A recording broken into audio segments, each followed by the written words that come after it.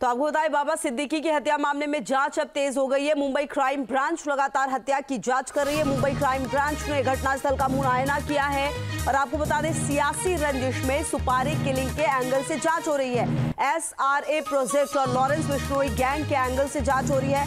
हरियाणा और उत्तर प्रदेश के 2 शूटर्स की गिरफ्तारी हो गई है, जबकि हत्या में इस्तेमाल 9.9 mm की पिस्टल भी जब्त कर ली गई है। तो तस्वीरें कुछ आपके टीवी स्क्रीन पर हैं और देखिए, कहीं ना कहीं ये जो पूरा घटनाक्रम हुआ है उसके बाद कई सारे सवाल उठे। थोड़ी देर में कूपर अस्पताल में सिद्दीकी का पोस्टमार्टम भी होगा। और पंकज हमारे सहयोगी ग्राउंड जीरो से हमारे साथ जुड़े हैं। पंकज, इस पूरे मामले में अब जांच एजेंसियां काफी सतर्क हो गई हैं।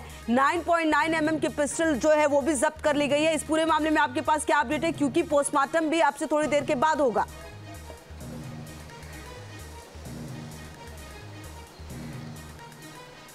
जी बिल्कुल, देखिए जो बड़ी अपडेट है वो ये है कि बाबा सिद्दीकी के शव को मुंबई के लीलावती अस्पताल से कूपर अस्पताल ले जाया जा चुका है, जहां पर बाबा सिद्दीकी का पोस्टमार्टम किया जाएगा।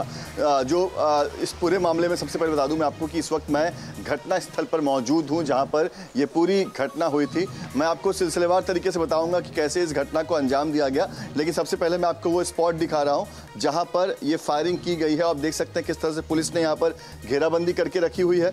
और ये देखिए, ये जो बुलेट जहाँ पर जो बुलेट का शेल गिरा था वहाँ पर जो है वो पुलिस ने सर्कल किया हुआ है। तो ये देखिए, ये नंबर 1 लिखा हुआ है। उसके बाद 3 शेल जो है वो वहाँ पर गिरा था, जहाँ पर आप 3 सर्कल देख पा रहे हैं। उसके बाद एक शेल जो है वो आप देख सकते हैं वहाँ पर ट्रक के पीछे जो है एक सर्कल आपको दिखाई देगा।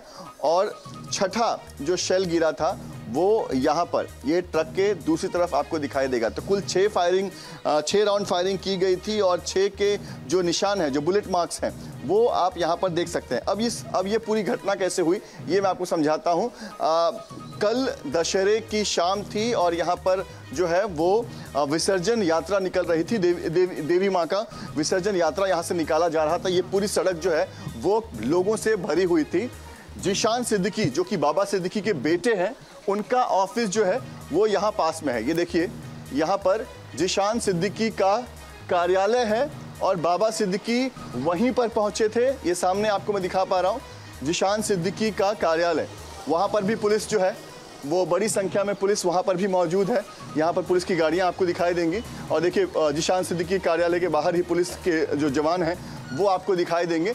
तो जीशान सिद्दीकी के कार्यालय के बाहर निकलकर बाबा सिद्दीकी जो है वो अपनी गाड़ी की तरफ जा रहे थे। उनकी गाड़ी यहाँ से निकलती है। ये देखिए, ये यहाँ से उनकी गाड़ी निकलती है। आगे एक राम मंदिर है और यहाँ से पूरा जुलूस जा रहा था। माता का विसर्जन के लिए पूरा जुलूस जा रहा था। पूरी सड़क जो है वो भरी हुई थी। पटाखे फोड़े जा रहे थे, तो पूरा सड़क भरा हुआ था। और गाड़ी जो है वो पार्क होती है यहाँ पर, जहाँ मैंने आपको स्पॉट दिखाया था।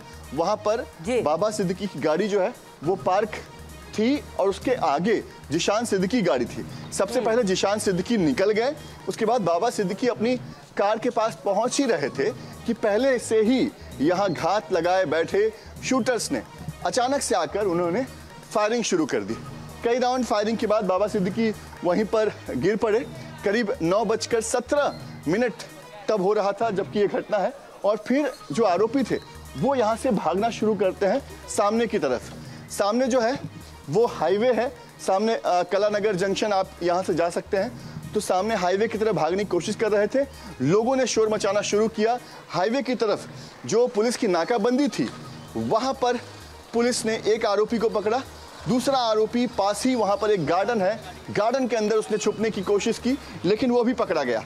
लेकिन जो तीसरा आरोपी था वो अभी भी फरार है, उसकी तलाश पुलिस कर रही है। तो इस तरह से इस पूरे घटना को अंजाम दिया गया है। अब पुलिस इस पूरे मामले को इन्वेस्टिगेट कर रही है। क्राइम ब्रांच की अलग अलग टीम बनाई गई है जो मामले को अलग अलग एंगल से इन्वेस्टिगेट कर रही है। कि जानकारी ये भी, पंकज आप इस बात को कंटिन्यू कीजिएगा, लेकिन एक सवाल ये भी है कि क्या कुछ दिनों पहले बाबा सिद्दीकी को कोई धमकी मिली थी और कहा यह भी जा रहा है कि उनको Y+ कैटेगरी की जो है वो भी सुरक्षा भी थी, लेकिन साथ में उनके कांस्टेबल नहीं थे। ये क्या जानकारी इस बारे में?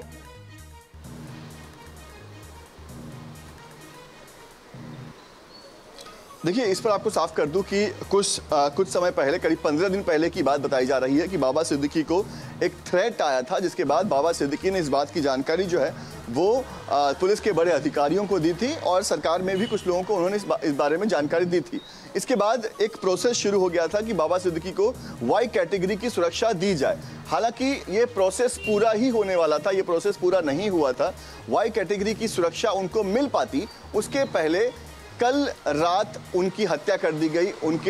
उनके पीछे लगे जो शूटर्स थे वो यहाँ पर घात लगाए बैठे थे। हो सकता है जिस तरह से शूटर्स पहले से यहाँ पर मौजूद थे, यानी साफ है कि उनकी लगातार उनके मूवमेंट पर नजर रखी जा रही थी और जब उन्हें मौका मिला तो जिशान सिद्दीकी के ऑफिस के ठीक बाहर यहाँ पर जो है वो बाबा सिद्दीकी पर लगातार फायरिंग की गई, जिस फायरिंग में उनकी मौत हो गई।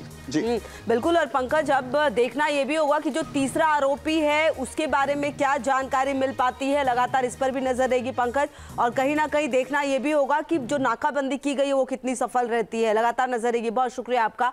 न्यूज नेशन अब व्हाट्सएप पर खबरों की ताजा अपडेट के लिए न्यूज नेशन के इस QR कोड को स्कैन करें।